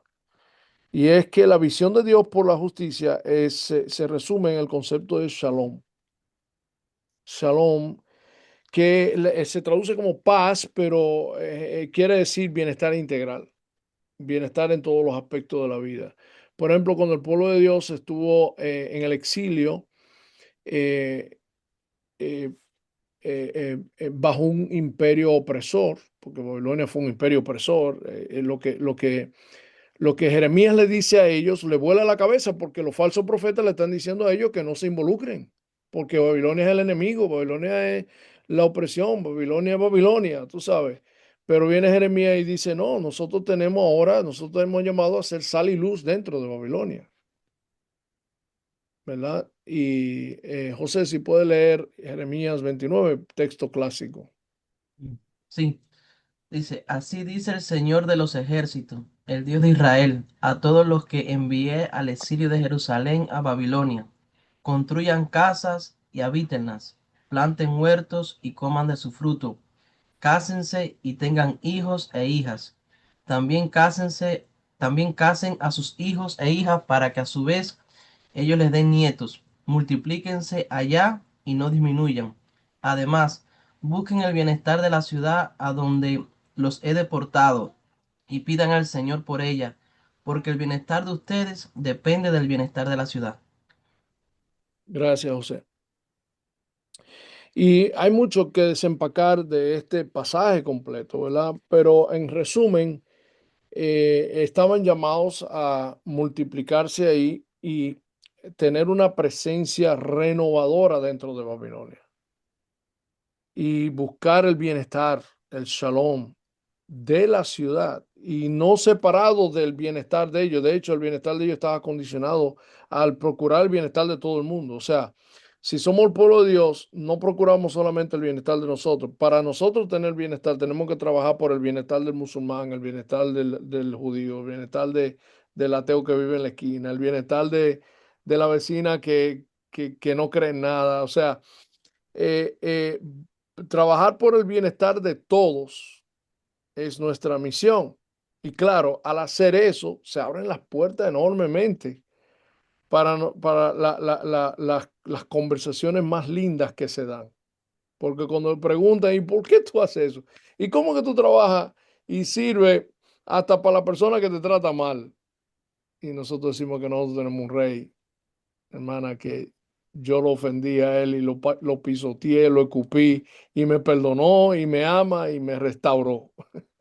¿Verdad? O sea, las conversaciones espirituales que pueden surgir cuando nosotros vivimos de esta manera. En Avance, que es la confraternidad en la que estamos Liván, Víctor y yo, y Jonathan es un aliado de Avance. Bueno, Jonathan está en Avance también. Tenemos un entrenamiento que se llama Iglesia Floreciente, que es donde entramos en este tema de manera más intencional, profunda. Son 6 meses, 6 módulos que damos con coaching, mentoreo y herramientas para que la apliquen a nivel de sus iglesias, donde hablamos sobre conociendo el corazón de Dios por la misericordia y la justicia, conociéndote tú, tu visión de cambio, ¿verdad? Y tu propio compromiso con los necesitados, conociendo tu comunidad y los recursos que hay en la comunidad y la gente de la comunidad, sus anhelos y sus sueños y gente que Dios ha puesto en sus corazones a marcar la diferencia y cómo podemos colaborar con ellos, haciendo un análisis de tu propia congregación y luego desarrollando un plan de acción de impacto en la comunidad. Este curso con Liván ustedes pueden y Víctor pueden enterarse porque en Houston se da recurrentemente. Tal vez algunos de ustedes incluso ya lo han tomado. Pero ahí entramos con más profundidad y extenso, desarrollando este tema de cómo la iglesia se puede convertir en un agente de shalom. Y le quiero decir que con este entrenamiento hay iglesias en Nueva York y tengo entendido que en Houston ha sucedido también que han decidido replantarse, han decidido reinventarse porque entendieron que, wow, como comunidad de fe no estábamos asumiendo nuestro rol de traer shalom a nuestra comunidad. Y decidieron rediseñarse completamente. Así que le animo a esto. Lo que quiero ahora es, en el tiempo que nos queda, es hablar de 3 prácticas discipulares del artículo que ustedes leyeron, si lo leyeron. vamos a hablar acerca de 3 disciplinas o prácticas discipulares. Estas son prácticas que yo trabajé por muchos años para insertar el ADN de la justicia bíblica dentro de la fábrica misma del ADN de la iglesia. De manera que no fuera un programa de la iglesia, sino que se viera como parte de la cotidianidad de lo que significa la fe y cómo se manifiesta la fe en la comunidad, ¿verdad? Entonces, los que leyeron, si hay algo que te llamó la atención, algún párrafo, algún pensamiento, una idea que te confrontó, te animó, te desafió, eh, si pueden abrir su micrófono, me gustaría saber tal vez algo que subrayaste, que quisieras leer, alguna frase o una porción. ¿Qué te llamó la atención del artículo? ¿Lo pudieron leer? Yo sé que se lo enviamos, es corto, pero vamos a empezar con Luis porque lo leyó 2 veces. No, la parte de lo que es o sea, todo lo que cómo reinterpreta todo lo que es el significado del maná, cómo se entiende, ¿no? Eso, ¿no? Que no solamente fue el que yo lo veía así, era Dios proveyendo, era Dios en la confianza, era Dios dándole al pueblo, pero ese ángulo cuando dice que eso no fue no fue todo, sino que era también cómo, o sea, ahí también sembraba de no sean codiciosos, no lo guarden, tírenlo, o sea, están todos bien, no, o sea, es como que esa parte me chocó, ¿no? Y la otra parte que es cuando habla del 5:2, eh, cuando está hablando dice Jesús podía calmar el hambre de todos, Jesús tenía la manera de quitar el hambre a todos, pero él decidió buscar esto y me recuerda mucho lo que está hablando al principio, porque cuando está haciendo la oración dice Jesús, tú bajaste, está hablando con nosotros, dice, bajaste y te volviste uno de nosotros para caminar con nosotros y entender nuestro padecimiento, nuestro sufrimiento y todo eso. O sea, y a la final es confiar en Dios, es entregar, o sea, es entregar nuestra confianza a Él, ¿no? En todos los ámbitos. Fue fuerte, esa parte fue bastante fuerte, me gustó mucho, me impactó bastante. Ya, gracias Luis. ¿Qué más leyó?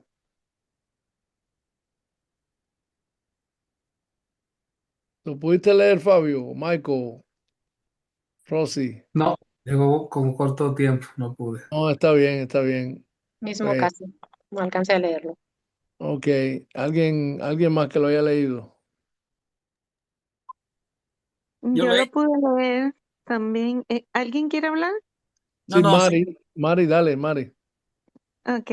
Yo lo pude leer y siempre me impacta lo del principio del maná, cómo el Señor se las ingenia cómo Dios se las ingenia en el pueblo para enseñarles que para Él la provisión de todos es importante y que no se utilice el maná como para acumular ni para jerarquía. Ya. Y es lo que representa el maná como aquello que te sostiene y que te da vida. Y entonces, a veces vemos las riquezas o la posición social como aquello que nos sostiene. Y realmente no es así. Tenemos que cambiar la mirada y mirar a Dios y no a las cosas. Mm. Y algo interesante, Mari, que es cuando nosotros entendemos la escritura como apuntando hacia Cristo todo, ¿verdad? Que Cristo es nuestro maná. Y Exacto.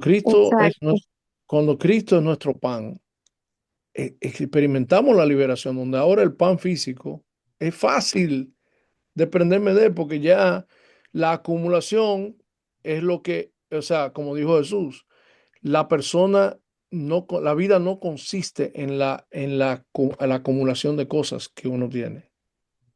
Pero cuando la vida consiste en lo que tengo, se hace difícil desprenderse de ese asunto. Pero cuando Cristo es mi maná, ya, yo tengo vida, ya. No tengo que estar. Por eso es que el Evangelio es lo que nos libera a nosotros a vivir verdaderamente de manera justa. Así es. Ujú. Y el maná nos lleva a Cristo. Muy lindo eso. Bien, pues no sé si hay alguien más que quisiera decir algo. Robert, yo quería comentar que he leído otras veces el artículo y lo volví a leer y siempre me llama la atención, para no repetir lo del maná, el asunto de el principio 5.2, que nos Ujú. enseña que no tenemos que tener mucho para compartir y bendecir a otros con lo que tenemos en la mano como iglesia hispana. A veces en las iglesias hispanas tenemos el estigma de que somos pobres y los hispanos en Estados Unidos somos la sexta economía mundial, es decir, no somos tan pobres. La cuarta. Bueno, ya bajamos a la cuarta. Somos la cuarta. Bueno, la cuarta economía Era la mundial. quinta y ahora estamos después de Alemania, son los latinos de Estados Unidos. Creo que ser más responsable con nuestra mayordomía y usar los recursos que Dios nos ha dado para bendecir. Sí, sí. Bien, pues le animo a que lean el artículo, lo lean con sus líderes, lo discutan. Estos principios, yo planté iglesia con estos principios. Lo que eso generó de la misma gente, eso fue increíble. Y fue lo que, como iglesia, no teníamos programa de evangelismo, pero la gente inconversa que llenaba nuestra iglesia, porque veían el amor tangible de Cristo en la calle, de lunes a sábado, ¿verdad? Y por eso le llamo prácticas discipulares. Eh, la primera es hacer presencia, ¿verdad? En los márgenes. La segunda práctica discipular es, le llamo con los márgenes, que es el principio 5 y 2. Y la tercera es no más márgenes, no más marginado entre nosotros. Eh, ¿Verdad? En los márgenes, con los márgenes, no más marginados. Sí, sí, eso es una manera de recordarlo, pero la presencia encarnacional y es siguiendo el modelo misional de Jesús que nosotros tenemos aquí en Mateo capítulo 9, versículo 35-36, que resume el accionar misional de Jesús desde su propia encarnación, ¿verdad? Hermano Julio, ¿lo puede leer, por favor? Jesús recorría todos los pueblos y aldeas enseñando en la sinagoga, anunciando las buenas nuevas del reino y sanando toda enfermedad y toda dolencia. Al ver a las multitudes, tuvo compasión de ellas porque estaban agobiadas y desamparadas como ovejas sin pastor. Mateo 9, 35-36. Gracias, Julio. Y fíjense, hay un ritmo en Jesús que lo vemos, ¿verdad? El recorrer presencia, que comienza con su propia encarnación, se hace uno con nosotros. La proximidad de Jesús, su salvación viene entrando a nuestra realidad. Y es la intencionalidad de recorrer, de hacer vida de ocupar espacios.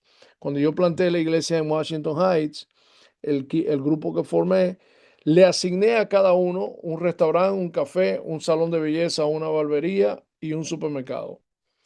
Y le dije, el trabajo de ustedes es hacer vida en esos lugares. Si ustedes se reúnen con amigos, invítenlo a ese café. Si ustedes salen a comer, vayan a ese. Entonces, apréndanse los nombres de las meseras y de los meseros.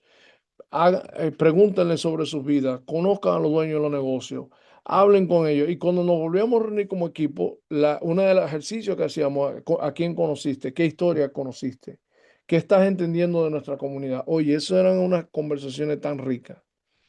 Y era una manera de una práctica discipular de que hicieran presencia en la comunidad. El chiste que yo hago es que me dio brega, me dio trabajo que mi mujer, mi esposa, cambiara sus peluqueras de belleza, su salón de belleza, porque eso es, el salón de belleza, cuando yo vi a mi esposa, ella la conocía de República Dominicana y estaba en otra comunidad, en el Bronx, en otro boro.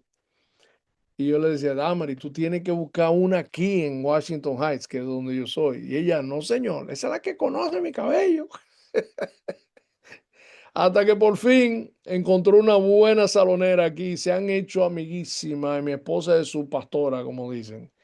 Eh, eh, y fíjense que el resultado fue que mi peluquero se convirtió al Señor, lo discipulé y ahora, hoy, esta noche, un jueves al mes, él empezó hoy era el séptimo mes, Él hace Rasurando con Jesús, invita a todos sus clientes y se llena la peluquería. Tenemos conversaciones espirituales. Y el tipo no tiene formación teológica todavía y yo ahí abrimos la Biblia, la gente hace la pregunta que quiera, pero presencia, hacer vida con la gente, conocer las historias. Y luego viene la conexión, porque es la presencia intencional. Jesús veía las necesidades, se detenía, hacía espacio para que lo interrumpieran. Y entonces nace la compasión, que es ese sentimiento visceral porque hay empatía, y eso, la compasión complica la vida, porque ahora ¿qué hago? ¿Y ahora qué hago? Y es interesante que todas las acciones y mensajes de Jesús eran contextuales. Todo lo que Jesús hacía era contextual, porque era en ese proceso. Entonces, piensen en plantar iglesias o movilizar su iglesia. No, mire, Dios no nos mandó a nosotros a plantar culto. Yo no sé dónde nos sacó a nosotros. Esa cuestión la heredamos de Europa, de que iglesia es cuando tú abres un culto. ¿Quién dijo eso? ¿A dónde está eso? Iglesia es como comunidad discipular, estamos caminando, viviendo a Jesús en las calles y el resultado de eso va a llevar a que tengamos una reunión donde celebramos a Jesús y adoramos a Dios, pero la iglesia es este proceso. Entonces, si usted es un predicador que se tranca en su casa a preparar un sermón y dura 8 horas estudiando la Biblia, pero no está estudiando su comunidad, su mensaje no es hablar, usted le va a hablar mandarín a la gente, ¿verdad? Va a ser muy articulado, muy bíblico y la gente no entiende nada de lo que usted le está hablando porque no está hablando de su necesidad, no es contextual. Entonces, el ministerio integral implica presencia. Entonces, hay una herramienta que, esto yo se lo voy a mandar a ustedes, esto yo lo usaba con mis líderes. Yo me reunía, describe a la gente con la que Jesús se juntaba. ¿Por qué? ¿Quién era la gente que rodeaban a Jesús? Vamos a hacer ese ejercicio ahora mismo. Vamos a caminar una semana con Jesús. ¿Quién era la gente que rodeaban a Jesús? José, dime un grupo de los que rodeaban a Jesús todo el tiempo. Pecadores. Pecadores. Pecadores. Juan, ¿quién más rodeaba a Jesús? Abran su micrófono. Prostituta. Cobradores de impuestos. Cobradores de impuestos. Prostituta. ¿Quién más? Mari, ¿quién rodeaba a Los Jesús? enfermos. Los enfermos. Y ¿Quién los más? enfermos, eso ahí me iba a decir. Ajá, ok. Malagradecido. Obreros simples, pescadores, gente sencilla. Pescadores, gente simple, Samaritanos. samaritanos, Un cobrador de los impuestos que leprosos, nadie quería. la gente que nadie quería. Ahora te toca a ti andar una semana con Jesús. ¿Cómo tú crees que tú te vas a sentir andando con toda esa gente? Rodeado de toda esa gente. ¿Ven lo que es el discipulado? El Señor te va a preguntar, ¿y por qué tú te sientes así? Tú sabes, una cosa es tú aprender los ídolos del corazón leyendo un libro de Tim Keller, que es buenísimo, y otra es tú descubrir los ídolos del corazón porque tú andas con Jesús una semana, con la gente que lo rodea, que tú pagas para que no te... Es más, Jesús va a entrar a sitio y tú te vas a quedar afuera. Fíjense lo que es presencia, porque en esa presencia nosotros cambiamos, nosotros cambiamos. Ahí salen nuestros prejuicios, ahí salen nuestros orgullos, todo sale. Y el Señor no nos rechaza, sino que lo usa como una oportunidad discipular. Bien, entonces Jesús vino como pobre. ¿Tiene estos significados teológicos? Fue un accidente. ¿Cómo informa esto la encarnación? La encarnación que Dios se hizo hombre, no solamente se hizo hombre, sino también Galileo, la manera en que debemos acercarnos a los pobres. ¿Cuál es nuestra postura al acercarnos a la gente necesitada? ¿Somos salvadores de ellos? ¿Venimos como los que venimos a salvar su problema? Bueno, esas son preguntas muy importantes, son preguntas discipulares y algunas prácticas que podemos hacer para encarnar.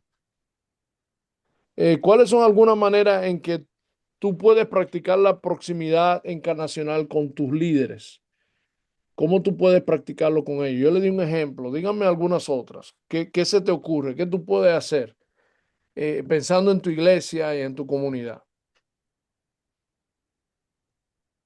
Vamos a hacer algo. Tómense 30 segundos y escriba una idea de alguna manera en que tú puedes practicar con tus líderes, no tú solo, sino con tú coges tus líderes y practican presencia y proximidad encarnacional en la comunidad. 30 segundos, escriban algo. Lo pueden escribir en el chat o en un papel.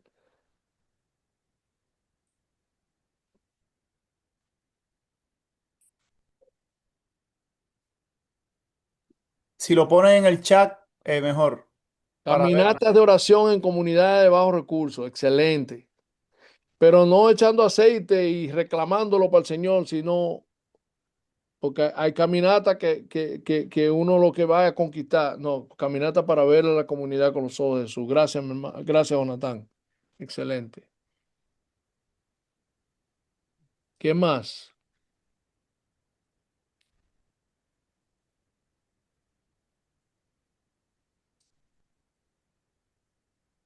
Visitando a los enfermos, dice José. Tener reuniones intencionales en lugares públicos, cafés, etcétera.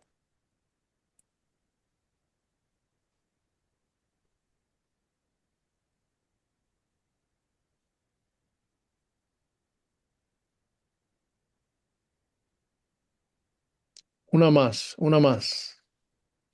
Organizar algún tiempo de deporte para la familia, pensando en jóvenes. Bueno, mire, hermano, mire, yo le voy a decir una cosa. Con sus líderes, esto está buenísimo. Con sus líderes, siéntese y hagan este ejercicio y luego háganlo. Las ideas que van surgiendo, háganlo. Cancelen tantas cuestiones de iglesia y de culto y de que yo qué y de estudio bíblico que yo qué. Cancelen eso y tírense para la calle. Háganlo. Y entonces, después de la experiencia, oigan, esto es importante, ustedes se reúnen con ellos. ¿Qué aprendieron? ¿Qué escucharon? ¿Qué vieron? ¿Qué te habló el Señor? ¿Cómo te desafió en tu corazón? ¿Qué fue incómodo? ¿Y por qué? Eso es, eso es parte del proceso discipular, ¿verdad? Muy bien. Segundo principio es el 5 y 2 con los márgenes. Para resumirlo, básicamente es esto. Como dijo el hermano José o Luis, perdón, que comentando. Pero es interesante que este es el milagro que más se repite en los 4 evangelios. Se narra 6 veces en los 4 evangelios. 6 veces, porque hay 2 escenarios distintos de la multiplicación de los panes y los peces. Una es con el pueblo judío, con un público judío, y la otra en el Decápolis, donde hay gente mezclada, ¿verdad? Porque en literatura, en literatura o intratestamental, no intertestamental, intracanónica, una de las conceptos que se desarrolló sobre uno de los distintivos principales del Mesías era que iba a proveer pan al pueblo. Es interesante que el diablo le dijo que solucionara el problema del pan a puro poder. Convierte esta piedra en pan. Jesús puede hacer eso. En el desierto ahí con la gente, él pudo haber convertido toda esa piedra en pan y resuelve el problema. Esa es la manera babélica de resolver el problema de los pobres. Desde el poder, tú le resuelves el asunto a los pobres. ¿Qué hace Jesús? Jesús crea una crisis y le dice, siento compasión de la gente. Le presenta la necesidad, siento compasión de la gente porque no tiene que comer. Y lo deja ahí. Oye eso, lo deja ahí. Siento compasión. Imagínate que tú andes con eso, que tú tengas ese tiempo y dices, Fabio, oye, siento por esta gente porque no tiene nada que comer. ¿Qué tú, qué, cómo- ¿Qué tú vas a pensar? O sea, ¿por qué tú me dices eso a mí? Mándalo para su casa porque ya le dimos la palabra y oración, se cae muerto, por lo menos se van para el cielo o algo así, no que yo. Pero él dice, despídelos. Y el otro dice, bueno, si tuviéramos el recurso, lo hiciéramos, se requiere el salario de un año para alimentar a toda esta gente. Entonces Jesús crea otra crisis. Denle ustedes de comer.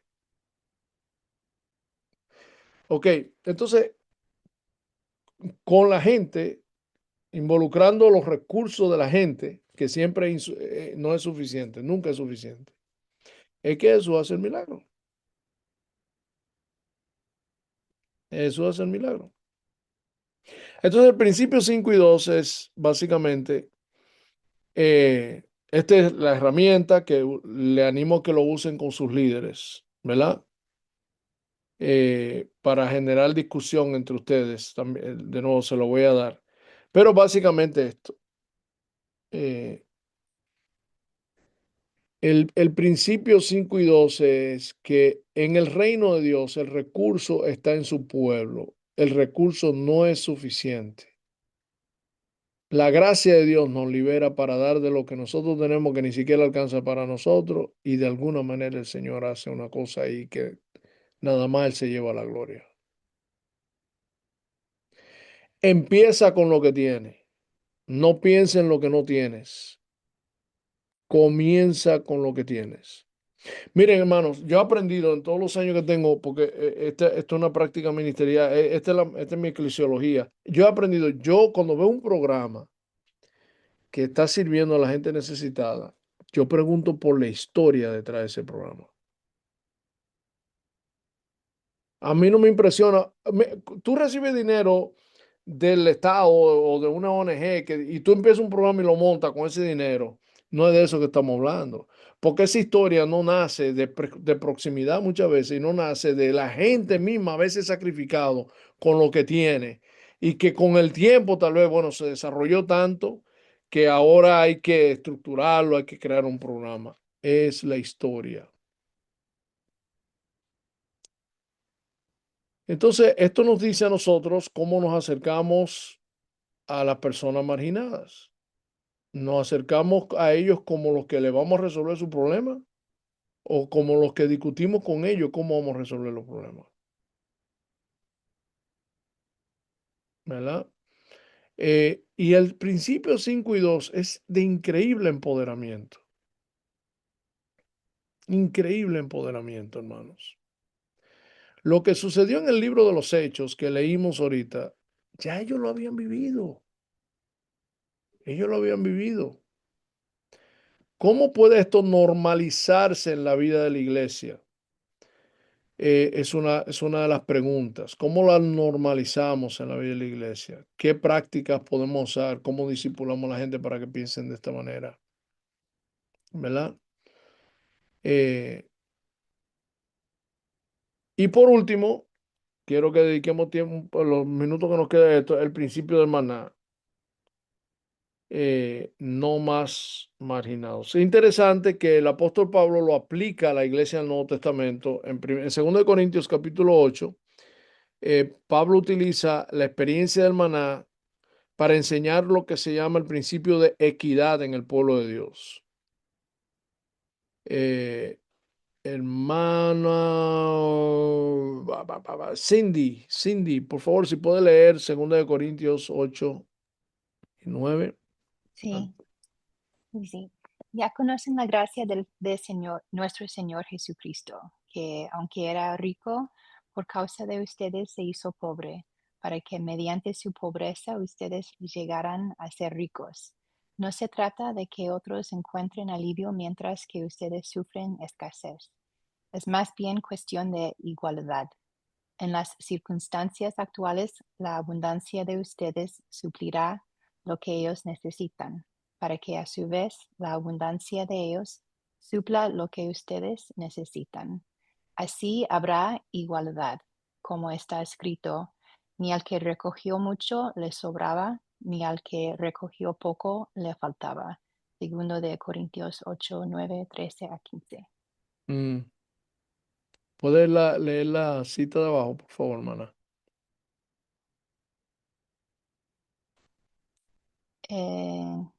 Sí, esta ahí. Esa parte de abajo, Sí, en la prohibición del maná, esa parte. sí. A través de las escrituras, Dios estableció límites alrededor de la acumulación de riquezas y así asegurar la justicia y el florecimiento de la vida comunitaria. Bien, gracias, hermana.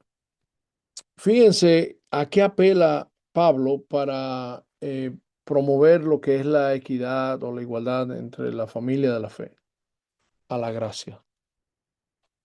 Ya conocen la gracia de nuestro Señor Jesucristo, que era rico, se hizo pobre para de su pobreza. Nosotros. Entonces, lo que está diciendo aquí es que el Evangelio, cuando uno entiende el Evangelio y lo internaliza, y dice, pero vea, que el más rico de todos dejó su riqueza para enriquecerme a mí. Ahora, desde esa libertad, yo comienzo a pensar, oye, espérate, cuando oro, Padre nuestro, danos el pan de cada día, no estoy solamente pensando en mí, estoy pensando en mi vecino, estoy pensando en mi comunidad de fe, estoy pensando en mis hermanos y hermanas en Cristo. Y es interesante cómo si nosotros tomamos esto en serio, cómo es increíble los recursos que se pueden proveer para crear una comunidad donde la justicia florece. Y eso da un testimonio increíble a los de fuera. Maravilloso, maravilloso. Pensar en prácticas, cómo discipulamos a nuestra gente, porque esto no son imposiciones de poder. Esto es desde la gracia. Cuando una persona tiene problema para ser generoso, es un problema con el evangelio que tiene. Porque todavía se está valorando a sí mismo no solo por su identidad en Cristo, sino por las cosas que tiene, ¿verdad? Entonces, y todos luchamos con ese ídolo. Todos luchamos con ese ídolo. Yo me incluyo. Y por eso tenemos que predicar el evangelio uno a otro todo el tiempo. Pero aquí hay unas prácticas discipulares. Por ejemplo, el principio del maná, modelar y enseñar contentamiento versus consumo. O sea, tu propia vida como líder, nosotros discipulamos con lo que decimos y con nuestra vida. ¿Qué ve la gente de nosotros? ¿Vivimos con contentamiento o somos, estamos nosotros mismos viviendo más allá de lo que podemos endeudarnos hasta la taza, como dicen los dominicanos? ¿Verdad? ¿Qué tanto aprendemos a vivir? Como dice C.S. Lewis, ¿cuánto doy? No sé, pero que te duela. Eso es lo que él dice. No sé, pero no sé cuánto tú debes dar, pero que te duela. O sea, que no vivir a la altura del estatus de vida que yo pudiera vivir si yo todo lo que gano lo uso para mí o para mi familia, sino que trato de hacer ese sacrificio para tener excedente y cómo lo comparto. Entonces, practicar el discipulado integral, o sea, cuando tú discipulas a tu gente, no lo hagas en un aula solamente, sácalo a las calles. Y la práctica discipular genera, ¿verdad? Jesús caminaba, veía y había compasión. Cuando hacemos eso, la compasión de nuestra gente se empieza a despertar, se empieza a despertar. Y de ahí nacen ministerios. Enseñar y practicar la mayordomía de los privilegios. Esto a mí me encanta, hermanos. Esto a mí me ha ayudado muchísimo. Todo el mundo tiene recursos, privilegios, ya sea relacionales o un talento. ¿Cómo yo uso eso para aventajar al otro? ¿Cómo uso eso para aventajar al otro? Por ejemplo, una de mis misiones en mi vida era, yo me formé, yo me formé culturalmente como un machista, ¿verdad? Y luego eso fue reforzado con una teología distorsionada donde la idea de que el hombre es cabeza de la casa quiere decir que él manda más que es lo que yo diga. Y la mujer tiene que sujetarse. Sí, porque hay versículos que te refuerzan. Imagínense, enseñarle eso así a un machista. ¿Qué pasa? Cuando yo me di cuenta de lo abusivo que era eso, del error de eso, de que el Evangelio redefine lo que es cabeza y autoridad y es servir y es el que se pone la toalla, entonces yo decidí usar todos los privilegios que Dios me da en los espacios que Él me da yo digo que cuando me abren la puerta, yo meto el pie, cuando la puerta se va a cerrar, yo meto el pie por mantenerla abierta para que entren para las mujeres. Porque vivimos en una sociedad donde la mujer tiene mucho más de ventaja que el hombre. Y en el mundo evangélico, oye, tenemos que arrepentirnos, señores. Entonces, ¿cómo uso? Eso es un ejemplo que le estoy poniendo de practicar la mayordomía de los privilegios. ¿Qué privilegio me ha dado Dios a mí? Y usar mi privilegio para abrirle camino al otro. y prácticas que se pueden hacer en la iglesia en ese sentido, ¿verdad? Y establecer un sólido ministerio diaconal. Los diáconos no son una junta directiva que le hace la vida imposible a la gente y viven poniendo en disciplina a los que caen en pecado. Eso no es el diácono. El diaconado es un grupo de personas que tienen el don de misericordia, que es un don, y tienen liderazgo y saben identificar las necesidades, como traían las cosas y lo ponían a los pies de los apóstoles y eran distribuidas equitativamente a la gente, y se armó un lío cuando favorecieron a las hebreas y dejaron fuera a las griegas. Estos son prácticas. Entonces, esto es una herramienta.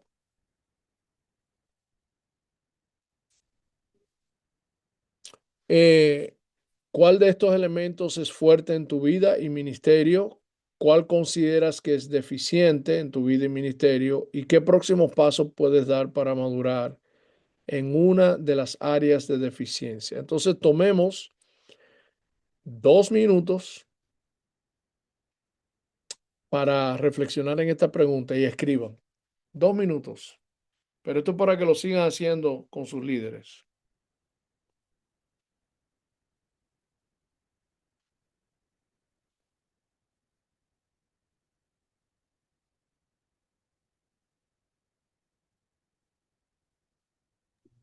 Pueden escribirlo aquí en el chat para nosotros poder leerlo, aquí en el chat de la... Sí, exacto. Ya.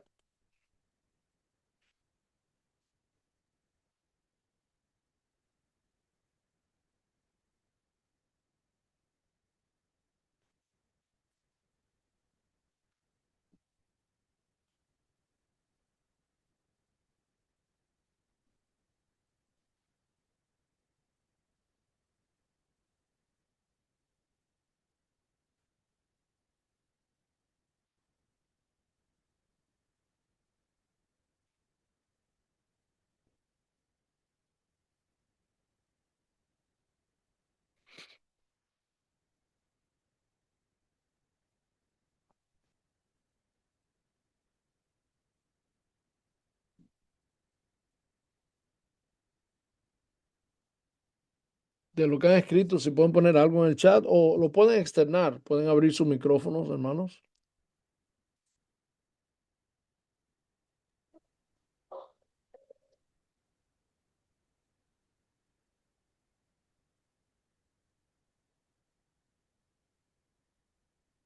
Creo que en el ministerio nuestro tal vez nos está faltando, el trabajo que estamos haciendo es el practicar el discipulado integral, tanto nosotros mismos como los líderes, como cómo estamos llevando la palabra también hacia otros. Creo que tenemos que trabajar más en eso, porque la idea es ser efectivo.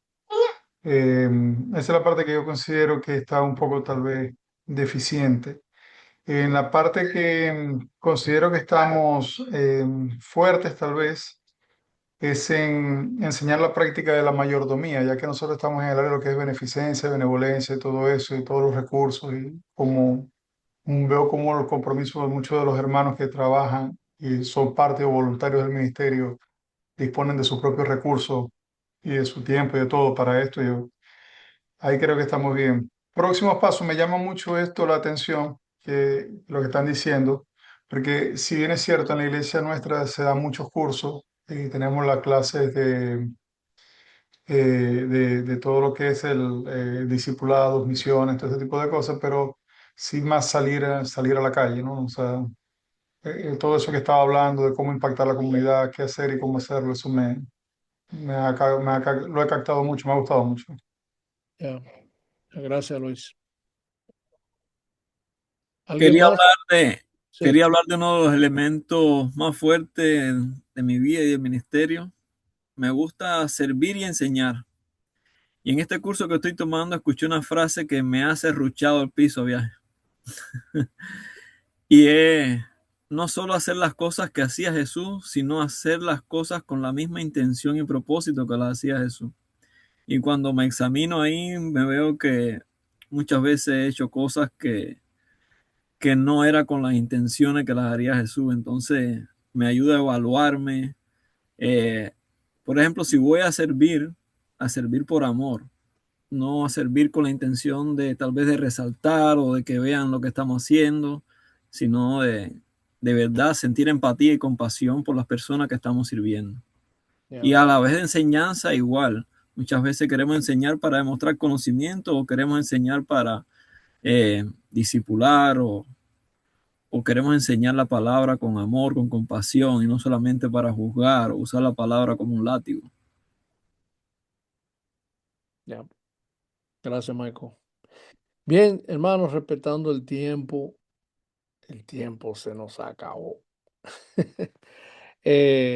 Pero pensar en qué te llevas de este módulo.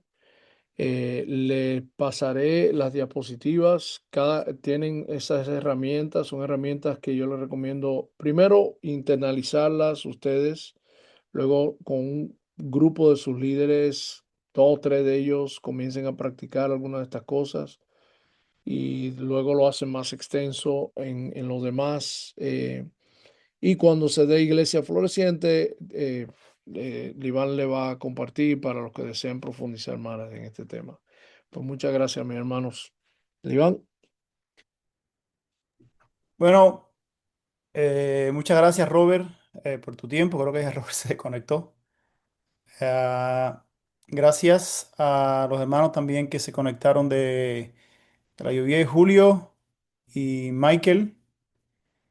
Eh, ha sido un tiempo. Yo, aparte de lo que estamos grabando, y tomé varias notas. Y cuando la grabación ya esté lista, también la vamos a compartir.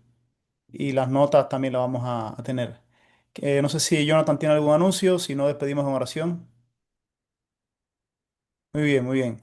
Entonces, quiero pedir a Juan que nos despida en oración.